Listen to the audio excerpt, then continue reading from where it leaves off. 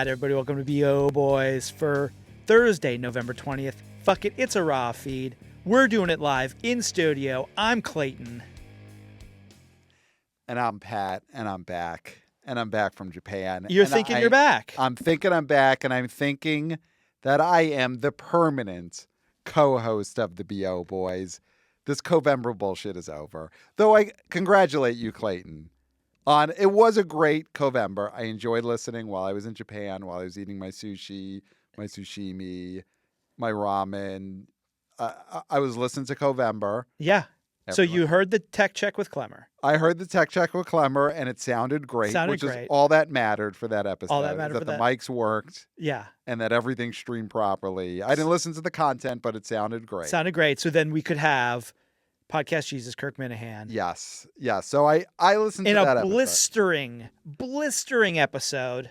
All right, let's talk about this Tokyo tape because, of course, again, I was in Japan 2 weeks, luxurious. Are you fucking doing it live? Are you gonna redo the tape live? Well, okay. First of all, I love that episode, and it worked exactly the way I wanted. It was great radio. Great radio. This is what you wanted. So, the Tokyo tape. Yeah.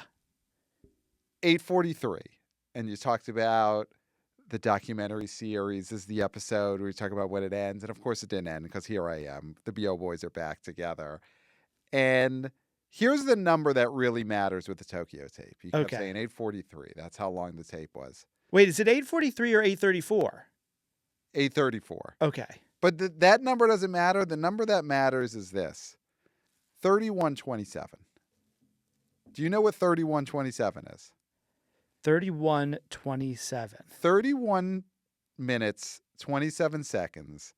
That is how long you and Kirk Minahan, Podcast Jesus, were talking about my Tokyo tape on that episode of the BO Boys.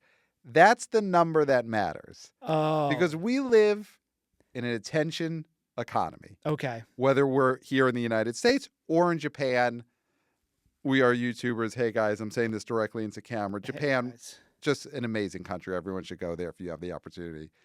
It's an attention economy. And my Tokyo tape, which I did send from Tokyo, not from an apartment above a bodega sushi. I sent it from Tokyo. Okay, we have no clue because we don't know. We saw what the file said, and that can be tampered with. There's no way to know. It was not tampered with. 31:23. That is how long you talked about me while I was on vacation. Yeah. And here I am. You're on vacation. The center of an episode with Podcast Jesus. Not just some guest, not a tech check with Chris Clemmer. Not David Thompson, who I love, but from the direct. My mother loves. Who your mother loves. This was a Kirk Minahan episode, over 30 minutes talking about this Tokyo tape, which I recorded in a mere 8 minutes and 34 seconds. Okay. So that is me mastering from around the world the attention economy on the BO Boy. It was masterful. I feel like you shouldn't normally say that about something you did, but I will say what I did was masterful. So you're claiming to be a puppet master? Yes. You're claiming that pulled a string. As they say in Ed Wood, as Bela Lugosi said in Ed Wood, pulled a string. Your whole idea was to send an overly long voice perfect length memo. Perfect length. At the right Send time. it to at 1:34 our time. Yes. America time. I don't go by America time. Okay. If I'm not in America. America time. Here's waking us both up in terror. Now we've said this before. The man thought Jack Nicholson had died. I know. Okay. I know. Jack's not going to die. Stop it. Don't. I said the same thing about Gene Hackman, and guess what happened? If Jack dies, though, it's not going to be at 1 a.m. It's going to be on the sidelines at a Laker game. So it'll be in the evening. So you think his head's just going to fall into his lasagna? Yes. In his Tupperware. It's the way he has to go. From the moment that we saw him on covered screen in sauce. Easy Rider, sunglasses covered in sauce. It's the only way. It's the only way. So it wouldn't have been Jack Nicholson dying when I sent that text at 1:30 in the morning, Eastern Standard Time. And we've said this before. This is one of those situations why the major cities need to be on the same time zone. So Tokyo, New York, Berlin, London should be the same time zone. So you are able to send your comically long meandering missive from your vacation. For my vacation, where I had to get my thoughts in on Die My Love. You want to change all of the time zones. You want to make the time zones all the same so that you can just go on your vacations, not in America, Yes. and send me and Podcast Jesus your missives, Yes. your long and we'd all voicemails. and we'd all be on the same. It wouldn't wake anyone up in the middle of the night anymore because we'd all be on the same time. Now, I know Kirk he's Boston based. I don't know if that would be in the same time zone. I feel like Boston might have to be moved out of the major cities time zone. So, but like an hour behind. It would be very close. I think Boston would be close, but it would be Tokyo, New York, Los Angeles, of course, Chicago, London, Berlin, Shanghai, and then I think Boston's an hour behind. But this is one of those situations. When I'm on vacation in one of these major cities, I should still be on the same time zone as New York. All right. I mean, it just makes sense. It just makes sense. Everyone who's listening to this or watching on YouTube, because we are YouTubers. Hey guys. They know those cities where I vacation, the major cities, should be on the same time. So the fact that we goofed on this tape, because there was goofing happening. We goofed on it. It was great radio. We goofed. Okay. So you're claiming that you sent this to be goofed on. I sent it to be discussed and to allow the BO boys to flourish, to have great content, even though I wasn't physically there. I sent it, so I'm just going to take 8 minutes and 34 seconds. This is such a rewriting of history. Out of my day, and this will give the show, would it end up giving 4 times as much content as what it took me to record it? I should. Well, if you said it happened 30 minutes, we talked about it for 30 minutes. Yeah, almost 4 times as much as the length of my tape. The length that, and listen, I was record, got it out on my way to heaven. Oh, we knew that was not on my way out. If you had thought about that, that would have been even worse. And if you thought about what you were saying, I should, based on that formula, where I only spent 8 minutes and 34 seconds recording and got over a half hour of great radio. You guys nailed it. You did exactly what I wanted you to do.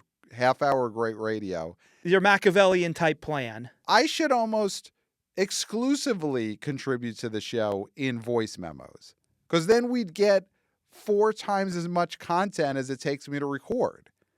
That's the formula. The formula is me being in a different time zone, voice memo. You're just giving yourself free reign to go on vacation anytime you want. Yes. It worked. Was that not great radio that the Tokyo tape provided? And, we're movie guys. What's the most important thing in the movie business? IP. Okay. And this Tokyo tape on that episode has become the hottest IP going right now.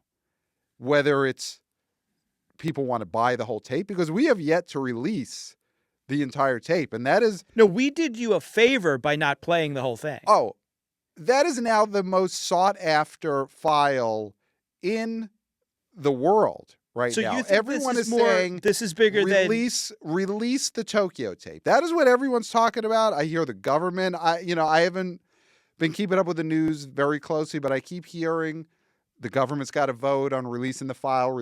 That's the Tokyo tape. Well, there's powerful people mentioned in the Tokyo tape. There's very powerful people. I talk about Die My Love. I talk about Bubba. I talk about all sorts of things in this Tokyo tape. And that is why... And not the Love Sponge. No. Well, in a certain way, but okay. no. Yeah, that's true. Yeah. That could have been a nickname. That is all in the Tokyo tape, and everyone wants it released. Everyone wants to, and I'll write into camera, look what I'm doing with my fingers, pay for it. Dollar. People want to pay for this Tokyo tape. Whether it's the original file, whether we're talking license it for a movie adaptation, the Tokyo tape, the movie. This is the hottest file and the hottest IP in the business right now. So then, okay. And you're part of it. Okay, Machiavelli. You get a piece. Are you going to sell is this the thing where you sell the original? Is this the thing where Martin Shkreli buys the Wu-Tang album that only he can have, or you pay $1 million so Carly Simon can whisper in your ear who the guy is and You're So Vain? Is that what you want to do with the Tokyo Tape? You know, that could be a way to go, because I mean that is what is that called again? Not meme coin. What is that? It was the hottest thing, and it's still the hottest thing, where it's just one item that exists. So yeah, I could non-fungible. Yes, an NFT. The Tokyo Tape. Of course, everyone loves NFTs. That is the biggest idea going. It's the hottest thing. Tokyo Tape could be an NFT. So if Martin Shkreli, and I'm sure he listens, I'm sure he watches on YouTube. Martin Shkreli, if you want to pay a big enough figure, you could be the only person who has the Tokyo Tape. Yeah. We could do that, or we could sell it to the public, you know, mass produce the Tokyo Tape, put it behind a paywall, and sell it that way. You know, the way you sell Coca-Cola or anything like that. So then this mass-produced all went to plan. And then it's a movie. And it's also a movie adaptation. Okay. You know, I'll tell you, when I recorded the Tokyo Tape, so I was thinking who could play. But save it for the behind the scenes DVD extras. Well, I'll say who now can't play it, because we watched this movie. Is a couple of weeks ago, I'm like, Glenn Powell, perfect to be the lead, play Pat in the Tokyo Tape, the movie. We'll talk about it later in this episode. We saw The Running Man, Boots on the Ground, and Glenn Powell is no longer in the running to be Pat in the movie adaptation of the Tokyo Tape. I would say now we got to move on. He wasn't the choice number one, but now I think I wouldn't even consider him for the Tokyo Tape. I think it's got to be Timmy. I think Timmy has to play me in the Tokyo Tape. Tide is turning on Timmy, though. You're in Japan. There's a tide turning. There's a tide turning against. Come on. All right, Marty Supreme. That hits, and then boom, he gets the lead in the Tokyo Tape playing Pat. And it's got to be someone cool and trendy. Of course. And of the moment, like Timmy is the only one who could play me recording that Tokyo Tape from not in a closet. Not in a closet. Not in a closet. Not in a closet. Not eating ramen with number 2 pencils. No, that wasn't happening. No. Though great radio. When you said that, I was like, that's exactly what I would have wanted him to say. Oh, okay. Okay, Puppet Master. So now that everything's gone to plan. You get a piece. You get a piece of this Tokyo Tape. We'll see. Behind the paywall. Martin Shkreli, right? I don't ever do this. You heard him. I'm talking to whatever lawyer I'm going to hire to try and get that piece. He said I get a piece. Yeah, I didn't say it was a big piece, but it is a piece. It is a piece. When Martin Shkreli ponies up, you know, he throws out the Wu-Tang album and he ponies up to get the one copy of the Tokyo Tape, you'll get a piece. You'll get your beak wet. How wet? Soaking? Probably not, but it'll be damp. You get your beak damp. Well, I hope everybody's happy. Pat back. Co-Vember, not bullshit, is over. Yeah. I want to thank everybody. Clemmer for sitting here, making sure the mics worked, making sure the cameras worked, making sure the YouTube upload worked. Of course, Podcast Jesus, Kirk Manahan. Yes. Also want to thank David Thompson. Yep. One of my mom's 2 favorite boys, me, him. Somehow Pat, I'm sorry. I can't even remember your name anymore. Pat is not in that. They may change it to Matt in the Tokyo Tape movie. They may change it to Matt. You know. Yeah, like they changed Bruce Banner's name in the Hulk. Yes. Yeah. Yeah, because there'll be multiple versions of this Tokyo Tape movie. And then, of course, Brett Arnold of The New Flesh. Yeah. Who, honestly, we got feedback on this. The outcry for him to be co-host, permanent co-host. This got really close. The papers were almost signed, and then the fish thing. Yeah, I saw that. Fumbled the bag at the end line. Brett outing himself. Yeah. I want everybody to know, I do not out people on this show. This is not a got you show. Yeah. Brett outed himself as a fish fanatic with a PH. He did it to himself. Yeah. He did, and that's why it really hurts. Yeah. We got. You were nervous. I'll tell you what, because that Machiavelli himself this wasn't going to plan. That was an episode I didn't see coming. Yeah. The one with, I knew the Tokyo tape episode will go according to plan. And, you know. And you were laying low. So part of your plan was laying low and not responding to emails and hiding in shame. That was all part of the bit? At that point, I was traveling because I didn't just stay in Tokyo. Yeah, we went all over Japan. And Sure. so I was in transit. I was on a bullet train. Yeah. And it's hard to respond when you're going that fast. Mm-hmm.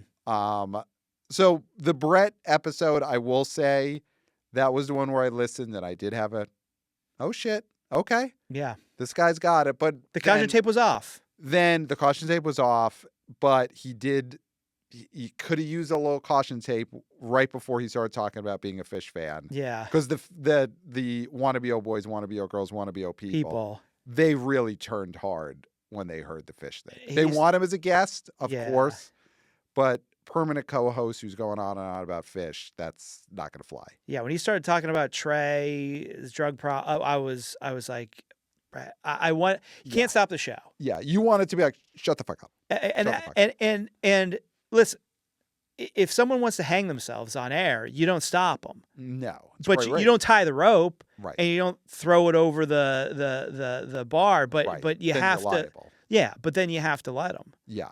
And he did with that fish thing. He did it, and here I am back from Japan. Incredible trip. I did see a movie out there. I saw Predator Badlands in Kyoto. Great. So you did not contribute to the domestic box office for that movie, which it needed. Yeah, because of its big, huge drop off that second weekend. Which, after that opening weekend, opened to 40. Thought, okay, we got something here. And I saw the movie. I liked it. Mm-hmm. I liked that now the Predator is just a nice guy. He's just got a buddy and he's sort of... You like that. Self-doubt. Yeah. We've had 30 years of the Predator just being this crazy thing that no one knows what his motive is. Why is he doing it? He's just a guy who's now... The Predator is just this guy who's doubting himself, who his brother is a dick, and... He's just got a friend and he wants to be in a group. And I like that. I like that out of the Predator. So people are pushing back on the Disneyfication, they're saying, of the Predator. Well, I did watch it at Tokyo Disney. So that's... Well, yeah. Yeah. That's sick. That's disgusting. We have those Disneys here. You know that, right? They're not as good. Okay. I would say there were some things when I was in Japan on vacation. Wait, you went to Japan? I did, yes. Several cities. You could see if, you're watching on YouTube, you could see I'm wearing a shirt with Japanese writing on it here. Wearing a shirt that I bought in Japan, contributed to their economy. There are some things that I do think need to come over to the United States to help U.S. theaters. Okay. Listen, I will listen to this. Yeah, because it's about bringing it here. Great ideas could start anywhere. The number one thing. Even from you. Even from me. I mean, the bullet train, first of all. Get people to, especially in these areas where we've talked about this, there's these droughts of multiplexes. Mm-hmm. And people have to drive for hours to get to a multiplex that's up in a mountain. If we had bullet trains. From theater to theater. Theater to theater. Yeah. Yes, we're not trying to get people to anywhere other than 2 movie theaters. But what if airports? What if they stop off at airports? There's 2 places they stop: airports and movie theaters. And just sort of like, but then you also have to go to where the homes are to get people from, because we want people to get from homes to movie theaters. So I think we could get to the airports later, but it's got to be, you're starting with a suburban area to a movie theater. That is where the bullet train technology needs to come in. Okay. Can I throw out something? Sure, of course. I mean, you haven't been to Japan, but sure. This comes from my brain, not from Japan. Okay. So, people wait at airports. That's what all people do. Mm-hmm. You're either waiting or you're boarding. Yeah. You're either bored or you're boarding. Yeah. Okay? Okay. Why are there not theaters at airports? Okay. I mean, they come around, like they have dine-in theaters. I've been to those. Right. and you have somebody walking by and they're asking what your order is, and they drop the check and all this stuff. Why don't people come and look at your ID and look at your pass while you're watching the movie? Right. And they come around right before the end of the movie, and then it's like 20 minutes till boarding. Yes. And you walk straight from the theater into an airplane. Yes. And there's so much space at these airports. You could have the hugest screens. You could have IMAXs in IMAX all screens, these places. And a plane flies overhead as you're watching a movie. Imagine watching Top Gun Maverick. Okay. Or the next one, which would be Maverick 2, Top Gun 3. Mm-hmm. And you're watching it at an airport IMAX. Yeah. And right at the big climax of the movie, an airplane flies over your screen. Yeah. And lands. That's a premium pricing situation too. You know, that is where you're paying premium ticket prices. Yeah. And especially for layovers, because I did have a layover, you know, because we flew from Japan to Los Angeles and then back to New York City. We could have watched a movie. Some of these long in the layovers, airport during that layover. Some of these long layovers, you're like, I'm coming in, and I got a movie layover in Seattle. Yes. What are you going to see? And you can have all the new releases. Because again, we're not talking about movies and watching on the back of the seat. No. We're talking, these are movie theaters at these airports that you're paying to get into. Yes. Even if you're already in the airport, you have to pay to get You're paying a premium. You're paying a premium. Because you're being entertained by the greatest form of entertainment while you're waiting. Otherwise, you'd be picking your butt. Sorry. No offense. Coarseness of society. It's inevitable that it's going to reach this podcast too. Yeah. You're picking your butt, or you're reading a magazine. And I love magazines, but they're not what they used to be. No. You're going to pick up a People magazine that costs you $20 and it has the 90210 cast on it, and half of them are dead. R.I.P. R.I.P. But that's what People magazine is now. It's just retrospectives of old TV shows or a Taylor Swift edition. Yeah, so you're reading your Saved by the Bell, Where Are They Now? People magazine. Right. Wouldn't you rather be watching a Hollywood film? Yeah. You could be watching Now You See Me, Now You Don't on a big screen at an airport during your layover. And then the exit is right into the plane. You're going right into the tunnel. You get out of your seat and you walk up those little stairs right on. You throw your popcorn on the ground. Yes. Yeah. And a plane will fly over and just move all the popcorn out of the way. You're very much about the planes flying over, which I do not think is the biggest benefit of this. I think it helps a lot of ways. It's entertainment value, especially if the movie you're watching is plane based. And most movies aren't plane based. And the gust from the planes could clean up all the popcorn. How close do you think that it's going to be? Right there. It is runway, then a movie theater. Runway, movie. They're all next to each other. Planes are landing. I think we need an engineer to explain. Like, I think an engineer would have a better idea of where we should actually place these. I think we could have Christopher lay this out in a weekend. He cuts up some clips. He redesigns an airport to also be a movie theater. It's fine. He's got the time, obviously. Yeah, he's got nothing but time. So I love that idea. I'm going to throw out one more thing. So the bullet trains, getting people to these out-of-the-way movie theaters, building movie theaters in airports. One of the things I was most impressed by in Tokyo are these toilets. I knew you'd say the toilet. Listen. I knew you'd say the toilet. And I'm not blaming this on the coarsening of society. This is just something that needs to be said, because if we're looking to create premium experiences in these movie theaters, to get people out of their house to go to a movie theater, it's got to be premium. I mean, we've said this, right? Yeah. It's got to be premium. Doesn't get any more premium than these Japanese toilets that you leave feeling great.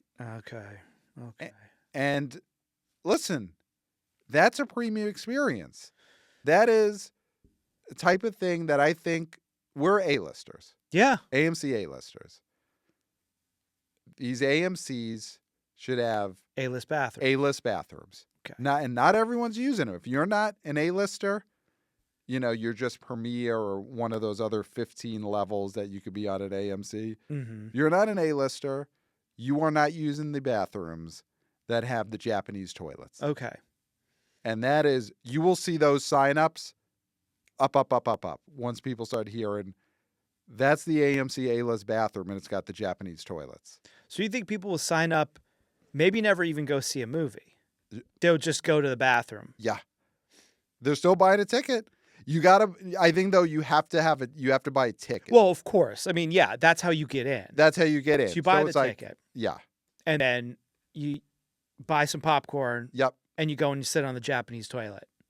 Yeah. And that still counts as a ticket sold. Man, Running Man could have used some tickets that were just purchased for the Running Man just so people could go sit on a Japanese toilet and never see the movie. I mean, that's the best way to watch that movie. Now, we've talked about this. I think the best way to watch The Running Man is while sitting on a toilet. Yes, I agree. I think a Japanese toilet if you're an A-lister. I think we've talked about some of these theaters in the basement.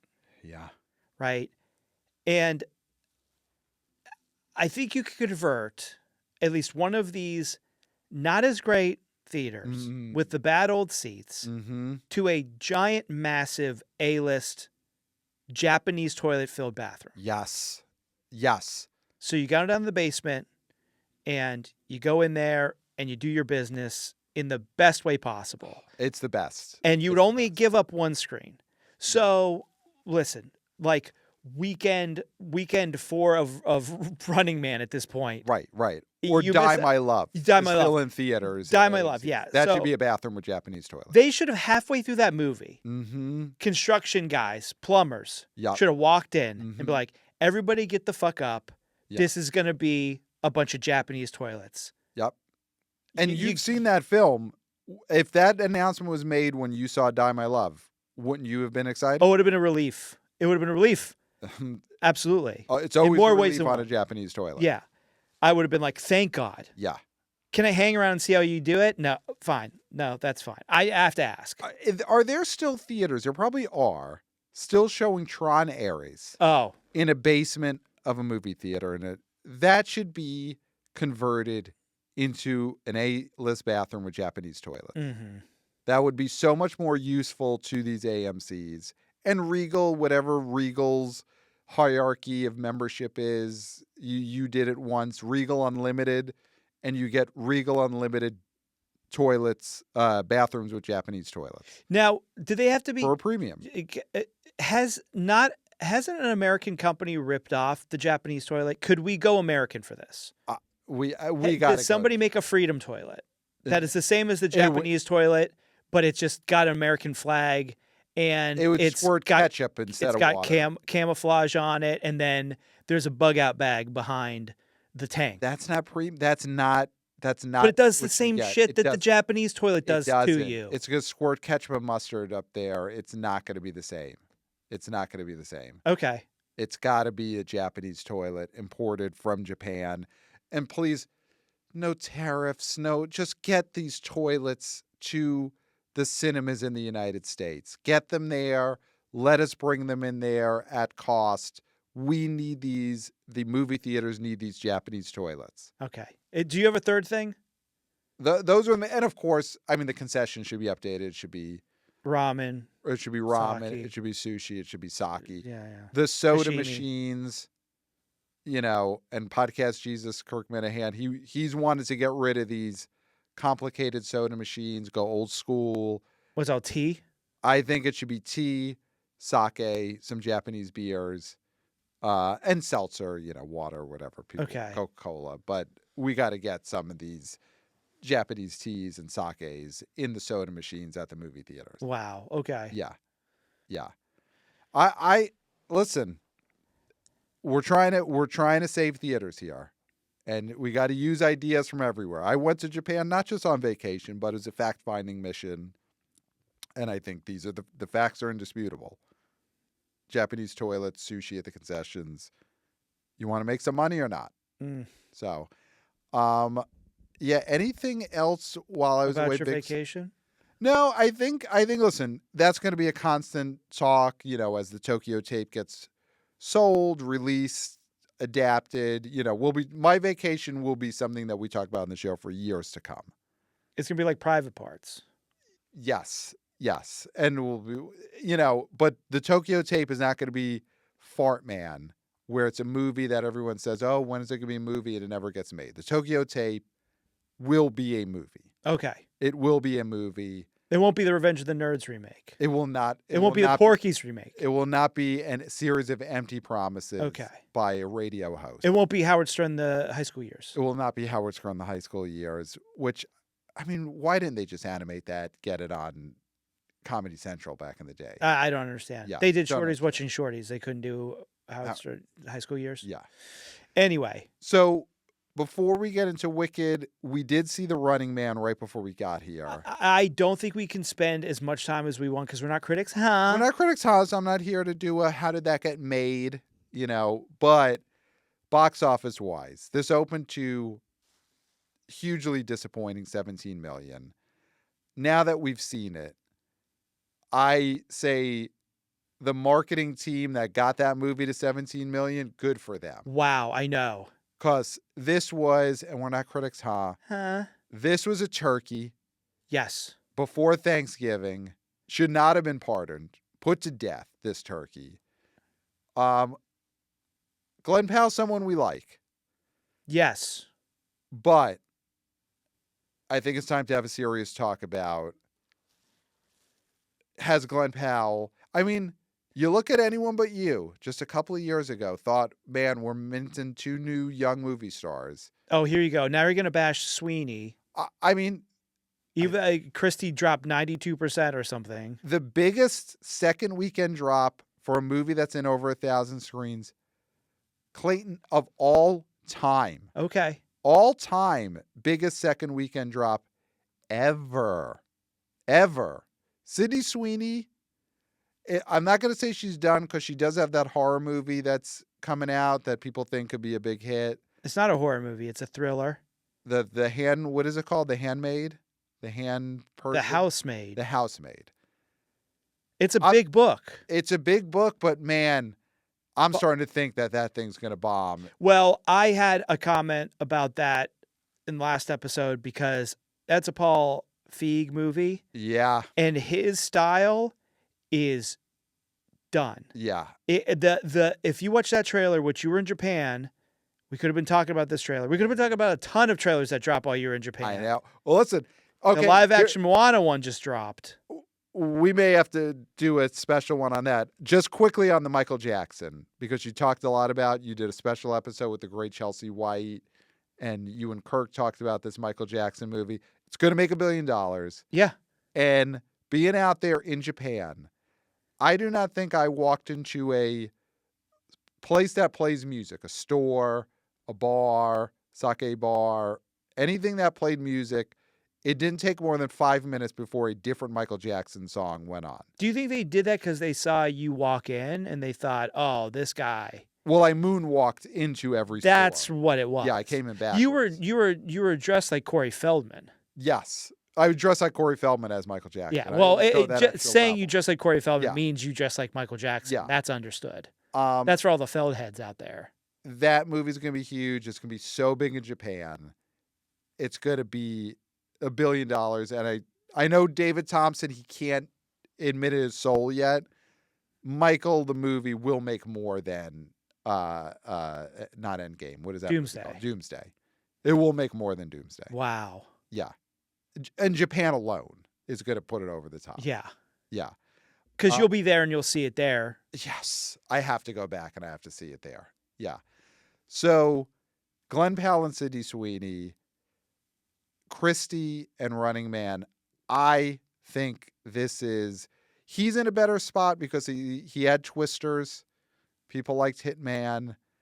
But I do think she has screwed up her career with picking so many bad movies in this last The reason these movies are getting released in theaters is because she's in them, Pat. That's why Americana probably even got a release in theaters, is because she was in it. But at some point, you have to look at the star, whether it's the team or the star. You can't keep picking these terrible movies that you can't say every one of her movies, well, that wasn't supposed to do any business.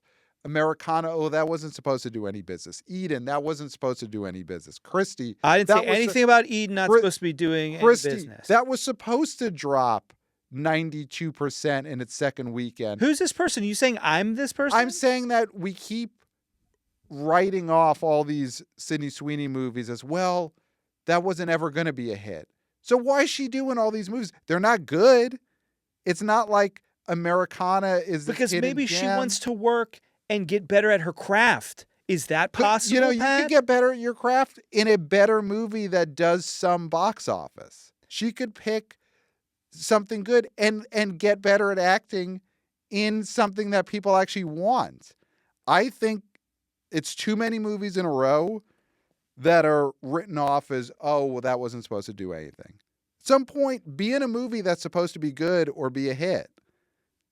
I think, listen, she's got the Paul Feig movie, but I'm telling you right now, I'll say it now, my prediction is she's Denise Richards. I think 5 years from now, it is as likely that Sydney Sweeney is a real housewife as much as she is an actress in movies. Wow. Yeah.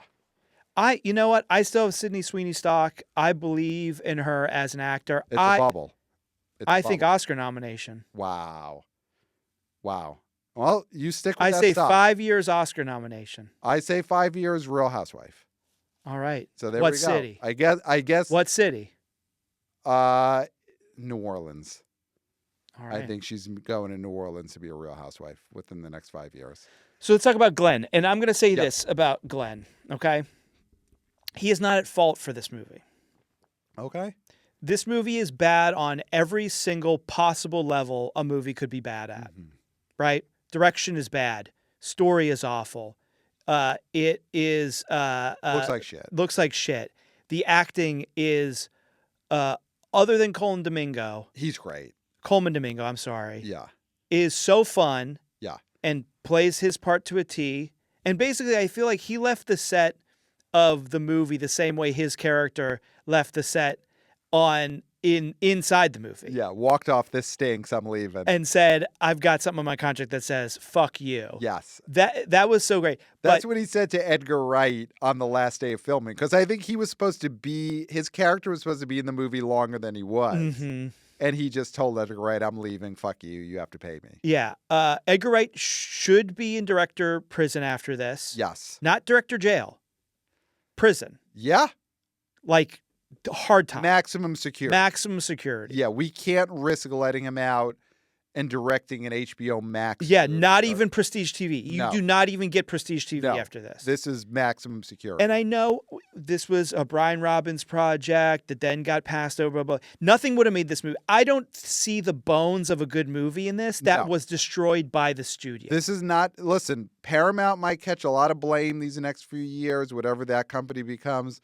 They are not at fault for sabotaging The Running Man. This is a terrible, unmarketable movie that is something no one in the audience would want. I get why Glenn wanted to do this, because it's IP. It's very hard to make an original movie. Mm-hmm. So here's a star that people are starting to like, or somebody who might be emerging as a star. Here's an IP of a movie that isn't a great movie, but it's a movie that people recognize. So you could make maybe something interesting.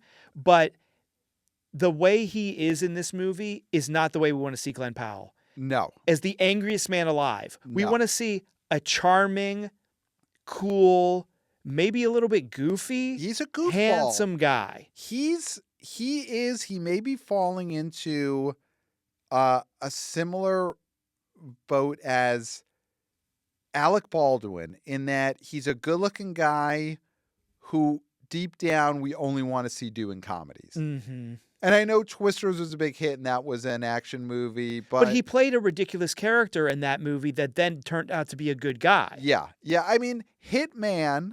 is the perfect use of Glenn Powell. Is the perfect use of him, but except it was Netflix, so that movie doesn't matter, doesn't help him at all. Hitman is the type of movie that theatrically he should be doing Richard Linklater character comedies, which It's hard to do nowadays. That because movie they don't doesn't get really- into theaters. Right. But if you're going to do an action movie, which isn't his thing, we can't remake these 80s sci-fi movies that bombed. I mean, The Running Man, the Arnold movie, I think in retrospect gets looked at as this hit, this classic. Because it was a cable movie. Because it was in the Arnie run when other things were hitting. But that was not a hit for Arnold in a major way. It wasn't Predator. It wasn't even Commando. Running Man was kind of a little downturn for him. You know, when you're remaking The Running Man, Blade Runner, Tron. Yeah. People do not want these movies. They do not want these 80s and Dune is a giant hit because it wasn't really the 80s movie. It's the book that is huge. Yeah. That's where the fan base is. But these 80s sci-fi movies that bombed then, people do not want them ever again. Yeah. And I think it's something that you're going to have to accept because I know there's an 80s sci-fi movie that you constantly want to be remade, and it should not be remade, and that is Zapped. And I know there's going to be a new movie star that's going to come up, and they're going to say, what's your dream project? We've got all this IP, and he's going to say, I want to do a remake of Zapped. Mm-hmm. Do not do it. It's going to be just like Blade Runner or The Running Man or Tron. So you're telling me because these two had done some movies together when they were coming up. Mm-hmm. Michael B. Jordan and Miles Teller, right? Don't do it. You're telling me that if Miles Teller and Michael B. Jordan come to a studio and say, look, Bayo. Yeah. Okay. Buddy Limbeck. Willie Ames, yeah. Come on. Yeah, but he's Buddy, yeah. But he's Buddy. He'll always be Buddy to me. Zapped. Mm-hmm. Right? They're not going to immediately greenlight that. You can't. You have to say. And you get Ryan Coogler to do Zapped after he does this Black Panther 3, after the contract is over and he gets freed. He's going to be like, oh, it's going to be a breath of fresh air to remake a classic of cinema. You can't do it. You can't, and I always get the allure that these movies, 80s sci-fi movies that bombed. Oh, it's a cult classic though now. It's Zapped. We got Ryan Coogler and Michael B. Jordan, Miles Teller. They're finally going to get to do Zapped. It'll be Tron Legacy all over again. It'll be Blade Runner 2049 all over again. It's just not going to work. Do not do it. Do not do it. Yeah, The Running Man is a disaster. This second weekend coming up, I think is going to fall off a cliff. Yeah, oh, for sure. I mean, nobody... Fall off a cliff. It made 17 last weekend. I think it can make 4 or 5 million next weekend. It's going to fall. We saw it in IMAX today. An empty IMAX. Well, it's 4:30 in the afternoon. Most people are working. You're on vacation consistently. I am still on vacation. Yeah, I even though I'm back from Japan, still on vacation. But people go to. I had to prop up a dummy in the soot mine so I could go see that movie early. I mean, I caused an avalanche, and they're digging me out. They'll be fine. Yeah, they'll be fine, and they'll pick up that dummy and they'll stand them up and put them back to work. Yeah. Fine. But that was an empty theater. 4:30 isn't 11 a.m. Mm-hmm. You know, if that movie was a hit, kids are out of school. No one was at this screening. Yeah. This movie is dead. Dead. If you go see this movie this weekend when Wicked is playing, you are a maniac. Yeah. And you will have to put your hood up the way Glenn Powell does to try and not get caught by the various level of people trying to get him. There's the hood goons and there's hunters in this There's movie. hunters, there's goons, there's... this movie is so confusing. It's so confusing. There's a moment where they doctor a tape that he's supposed to send in every night, and you're like, well, okay, then what isn't doctored? Like, Yes. Then we see him doing other videos, and we're like, are people hearing these? Are they? Right. See, this is us being critics, and we're not critics. We're not critics, huh? It's a terrible movie on all levels. Yeah. It is one of the worst movies I've seen in probably 7 years. Also, second build in this movie, or at least Oh, jeez. very high, is Amelia Clark. Right? Is that her No, name? it's not Amelia Clark. Amelia Clark was she Game of She was Thrones? Game of Was she Thrones. Dragon Lady? She was Dragon Lady. Amelia something, who was the lead in Coda. Best Picture winner Coda. And her name is in the opening credits like third or something like that. Shows up with about 20 minutes left in the movie and becomes Amelia Jones. Amelia Jones. And suddenly becomes the second most important character in this movie out of nowhere. I leaned over to you, which I was able to, we could talk in this because we were in an empty theater. Yeah. I said, because I did fall asleep for about 10 minutes early in the movie. And I asked you, was she in the movie earlier?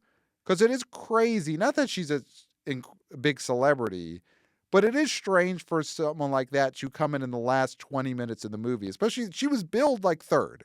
So what you said was she in the movie before? Yeah. And I didn't hear you fully, and I thought you asked me, has she been in a movie before? Oh, and okay. I You thought were very confused. she was some sort of like OnlyFans model or something. Right.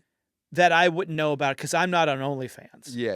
And then I don't know how you'd know about it because I guess, I don't know, put two and two together. I don't know how you would know about OnlyFans. Well, I've been researching these sites for that could be a possible paywall window for the Tokyo tape.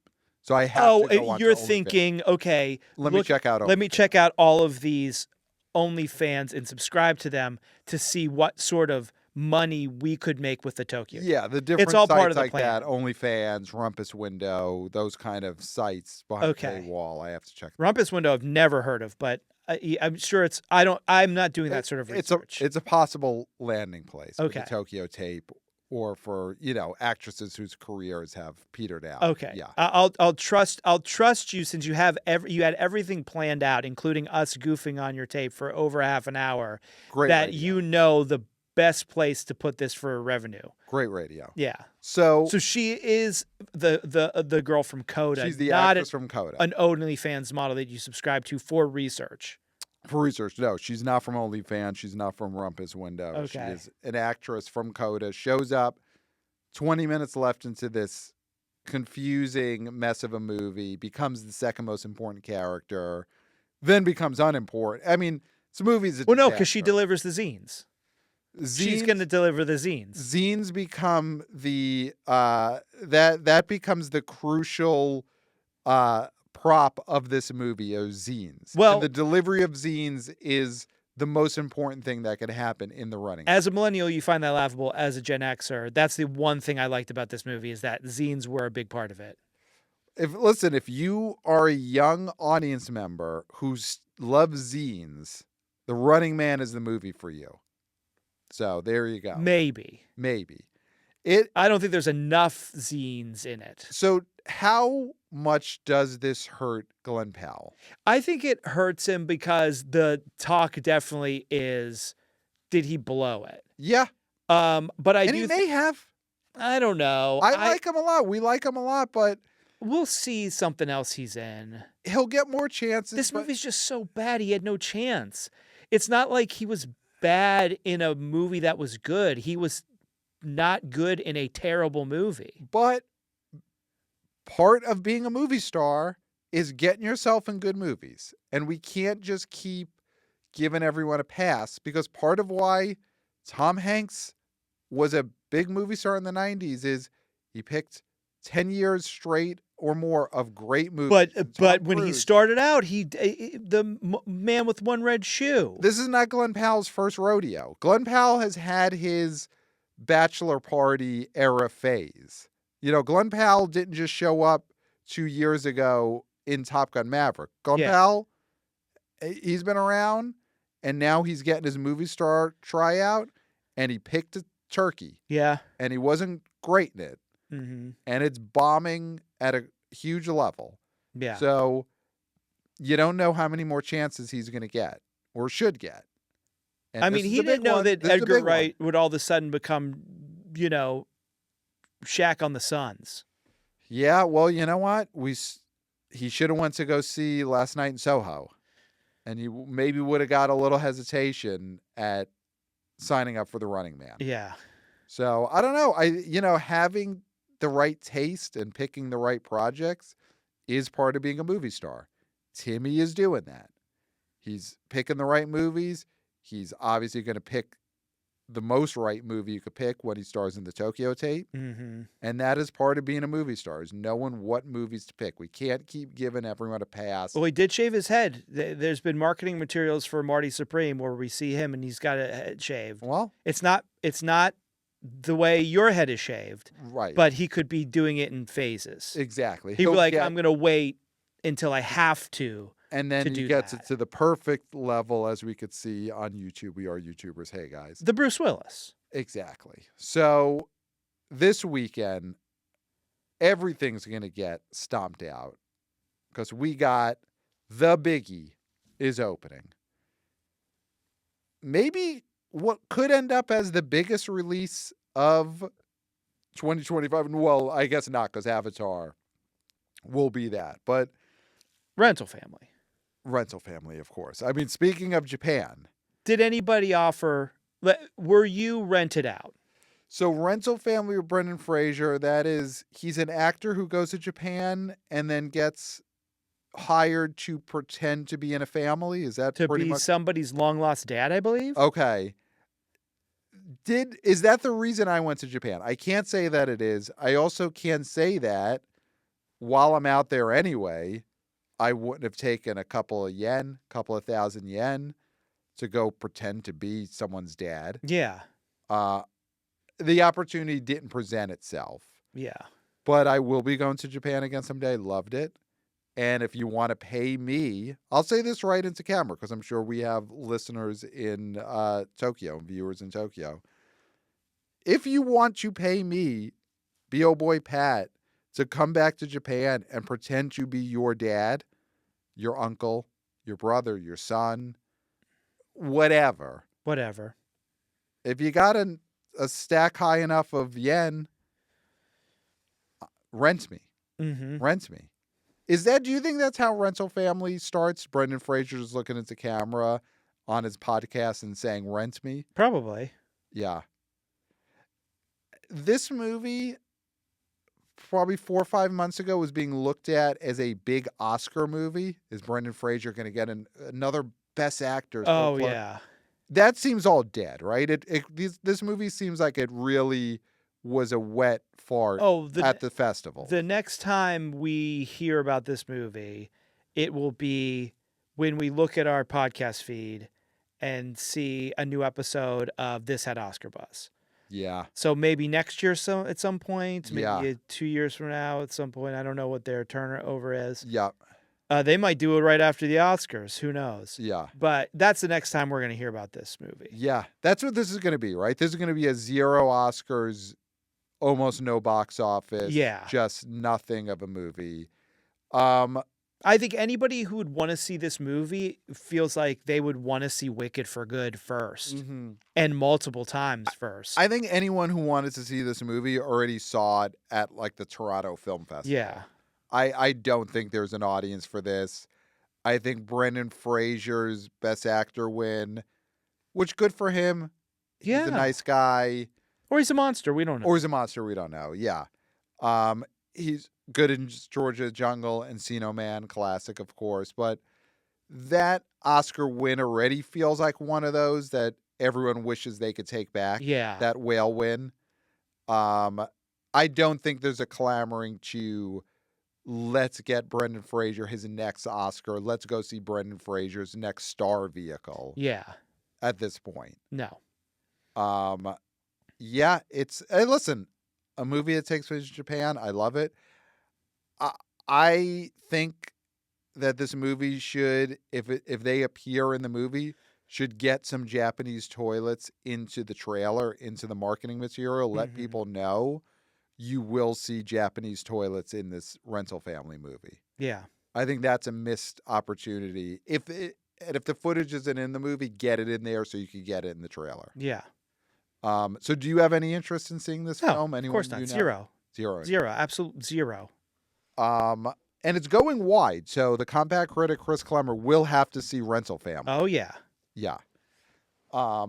This is the type of movie that needs more people to be forcing themselves to do stunt movie watching, where just by being in 1,000 theaters, people have to go see it. There's not enough Chris Clemmers out there. No. So Wicked for good. Yeah. First one opened to what? 112, same 112 weekend. and a half. Yeah. 112.5. Thinking this will be bigger? I mean, can this do 180, 190? Well, Push 200. Can it go that high? Here's my thought with this. Okay. Because it is the weekend before Thanksgiving week. Mm-hmm. So people are still going to be going to work. They're still going to be in work mode for a little bit. Mm-hmm. And so I do think this might be not a soft open, but not a huge open, because I think there's going to be more people seeing it during that Thanksgiving week. Okay. That's my take. But it opened on this weekend a year ago. It opened, but was this not Thanksgiving weekend when it opened last year? Well, I'm not sure. I don't know. I think it opened on a non-Thanksgiving weekend last year and then was also still playing for Thanksgiving. Well, that's what I mean. And it opened to 112 and a half. Like, you don't think there's any chance? No. Okay. I think people who are saying it's going to open to 185, I think maybe need to hold their horses a little bit, because I think that this is going to be a movie that people want to see with a group when everybody's off. Okay. That's my thought. Is that if this thing opens at 135, which is the over and under that we're working with right now, because that's what the studio is saying. Is 135. Is 135. Yeah. I think that that's obviously a great opening, and that doesn't mean that it's not going to make more than the last one did domestically. Yeah. Right? Yeah. I think the thing is the opening is not the most important thing with this. It's the legs. It's do people like it? Do they want to go back and see it multiple times? Yeah. That's what made Wicked what Wicked became, Yeah. which was a huge smash hit with long legs. I think if this one, and you were saying we were by the water cooler, it's not getting great buzz.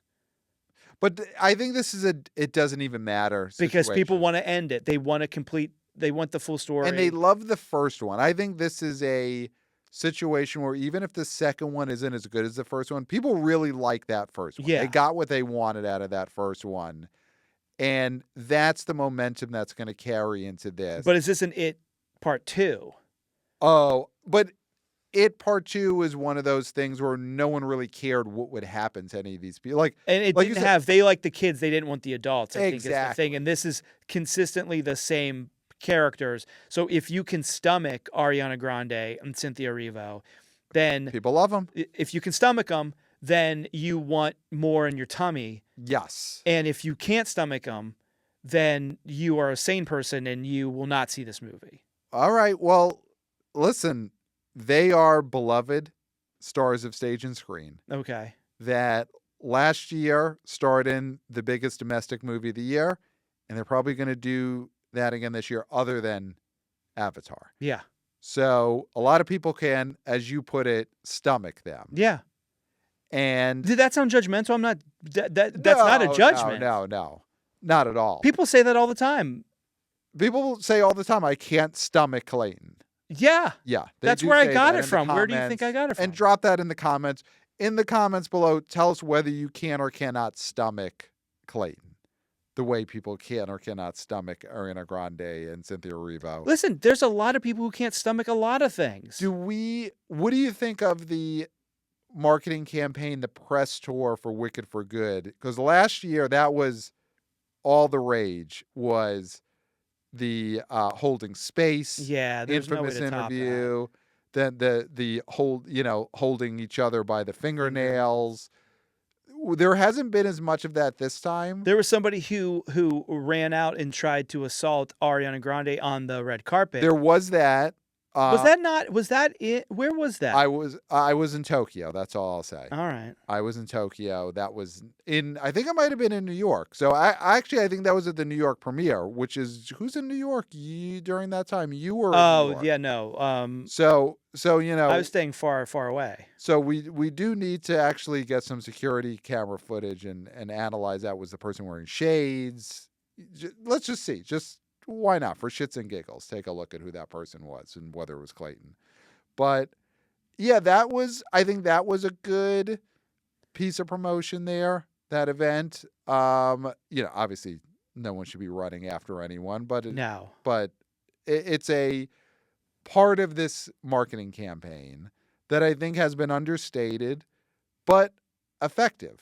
I don't think you could have even tried to top last year's. They are everywhere, though, and I have been trying to ignore them, and it's impossible. Well, so they are everywhere still. Well, they took a night the other day. Cynthia Erivo did say that her voice was not up to it, so she canceled all of her press junket.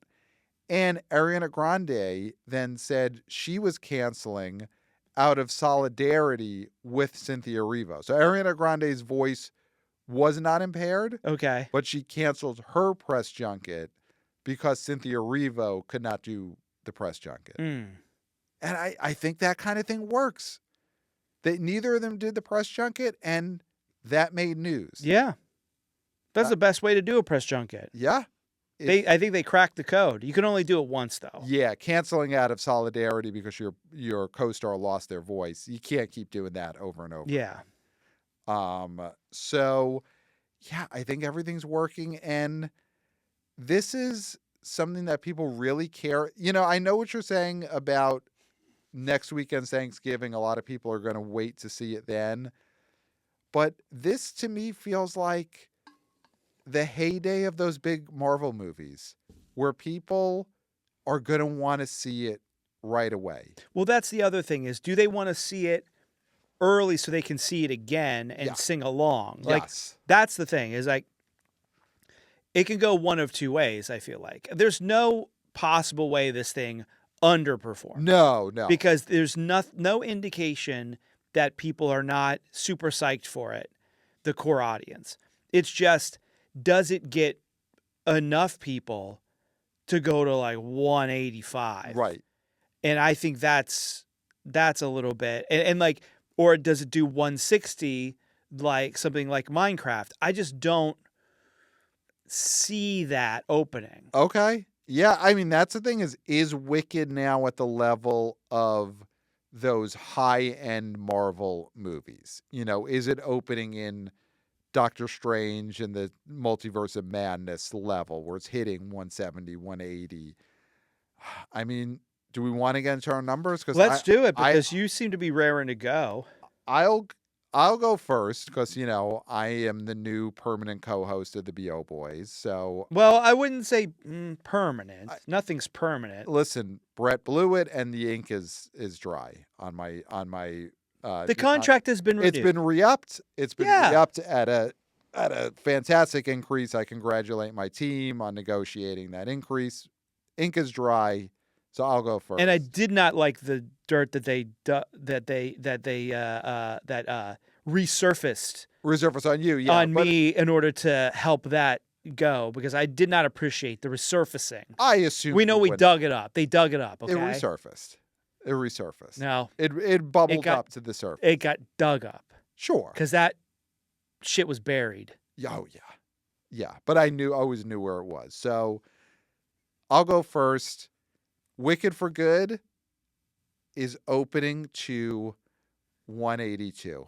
Okay, you did it. I did it. So you didn't listen to a goddamn word I said. I listened, just like I listened to you and Kirk talk about me for over 30 minutes on the Tokyo Tape Goof on you, dunk on you. Talk about me, attention economy, puppet master, pulled the strings perfectly. You got dunked on. So I think that is number one. I mean, it's a slam doink number one. You don't think Christy makes a rebound? Can't Christy have the worst third weekend drop of all time? Is that possible? How low can Sydney Sweeney's latest movie go? Well, what would that be then? That be all the film reels throw themselves off a cliff. Yes. It would have to be that a Christie film reel strangled someone in the audience this weekend for it to be worse than what it did in its second weekend. Like the film reel would actually have to be implicated in a manslaughter. Yeah. So, which I'll predict that here. I think a Christie film reel will strangle an audience member this weekend for the worst third weekend we've ever seen. Wow. So number one, of course, Wicked for Good, 182. Number two is going to be Now You See Me, Now You Don't. Made $21 million last weekend. I mean, everything's going to get steamrolled. I think it could do a $10 million. I think it could do a 50-ish% drop. Number three will be Predator Badlands is going to jump ahead of The Running Man. Yeah, oh, for sure. So that'll be number three. God, the question is, I don't think Running Man could drop so low that Regretting You gets ahead of it. Only because Regretting You, that people, they're going to see Wicked. They're going to see Wicked. So then, all right, so then if number two is Now You See Me, Now You Don't, number three is Predator, number four is The Running Man. So then number five is probably The Black Phone. Nah, it'll still be Regretting You. I think Regretting You, which is a great story, the holes of Regretting You, I think that ends up number five. Okay, I mean, obviously Wicked for Good, slam dunk, number one. Mm-hmm. I'm gonna be more modest. Okay. I'm gonna say 154. Okay. Which is still higher than the tracking. Yes. And huge. Yeah, and huge. Yeah. But I can't go to the 80s. Listen, I hope it does 200. Oh. But I don't know if I think people are going to go more next week. Yeah. In groups. Yep. Number two, I agree. Now You See Me, Now You Don't. Number three, Badlands. I agree. Running Man. Oh God, Running Man. What if it dropped 92? Well, I just thought of actually something that I think is actually going to be number five. I'll stick with Regretting You, but I want to see if you go with this other movie for number five. Killer Raccoons. We do have to mention Killer Raccoons 2, Dark Christmas in the Dark is getting a re-release this weekend. Great film. Everyone go see that. Classic 2020 summer movie hit starring Nick Turner. And when part 3 gets made, Killer Raccoons 3, Dark Christmas, or whatever that's going to be, Raccoons in Space, B.O. Boys have to be in that movie. We just want cameo, raccoons mutilate us, and we'll talk about it on the show. It'll be huge. And you'll be able to do it from Japan? You think you'll be able to make it? Yeah, it's all green screen. I'll film for you. In a factory. Yeah. So that is being re-released, but that is not what I think is going to be number 5 this weekend. I do want to see if you go this way. That just popped into my head. Oh, is it what? I mean, is it one on the chart? Yes, it is one of the ones on the chart that I think is actually going to be number 5. Okay, well then I think Running Man is 4. Mm-hmm. And then Nuremberg. That's the one. Yep. Looking at it now, it's going to be Nuremberg 5. I feel like that is getting good buzz. Yep. And it's a good counter programming for all the dads. Yes. They might be taking people to dropping them off at Wicked. Look up, see Nuremberg, and say, one for Nuremberg. They weren't even expecting to see a movie because they don't even know it's out. But they're dropping off people at Wicked. If you're a dad, you've just dropped off your daughter and her friends to go see Wicked. Or your son. Or your son. Or whoever. Offspring. Yes. Whoever. You drop off the band, The Offspring, to go see Wicked. Then Dexter Holland and then it is... I wish I knew another. Noodles. No one has to know more than one. And you just say, you know what? would be pretty fly for a white guy to go see Nuremberg by himself. I think that's going to be number 5. I agree.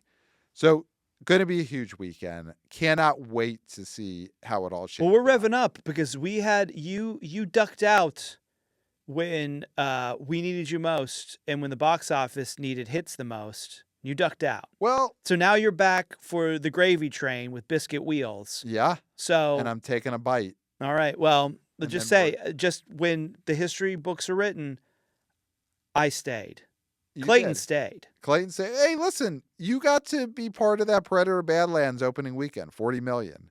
I was here in the dregs of October. I didn't go on my vacation until we got through that awful October box office. I was here for Tron Ares with your man Jared Leto. I was here not we are not friends from way back. No, I didn't say you were friends, but you've done ayahuasca with him. I have not done ayahuasca with Jared Leto. What was my that phone? Is not part of the or maybe I haven't. Maybe it's on the Tokyo tapes. Okay. And you're gonna have to pay up to find out if I did ayahuasca with Jared Leto on the infamous Tokyo tape, which will be behind a paywall, OnlyFans, Rumpus Window, one of those services. Okay. And of course, it will be adapted into a movie. Timothée Chalamet plays me, with Jared Leto playing himself doing ayahuasca. Okay. Maybe. If that's on the Tokyo tape, which we don't know. So, I was there in October, and I earned my vacation. I do a month talking about Tron Ares. I earned that vacation. Okay. I earned that vacation. You were gone for Keeper.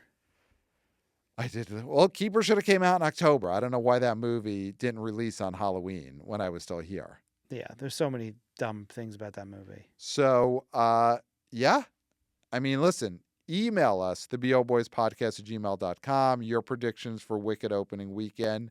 And, of course, let us know what you would pay for the full-length Tokyo tape, which is basically how much could you afford? Start working on your budget now, how much you could budget to pay for a copy of the Tokyo tape. Let us know, theboboyspodcast@gmail.com. Follow us on social media at theboboyspod. Wanna BO senior intern, VP of interns, Christopher. Listen, I was on vacation. I forget people's titles sometimes. You forgot he even existed. To be honest, you didn't think of him for 1 second in Japan. Not a second. What a vacation that was. Yeah. To not think of this kid and his future and all the people he's mutilating in med school. Yeah. It was just 2 weeks of blissfully not even remembering that this kid walked there. No blood on your hands. None. And now I'm back in the States, and God, are we liable for what this kid's doing in medical school? The whole, my contract says no. Yours, I don't know what yours says. I think it says yes.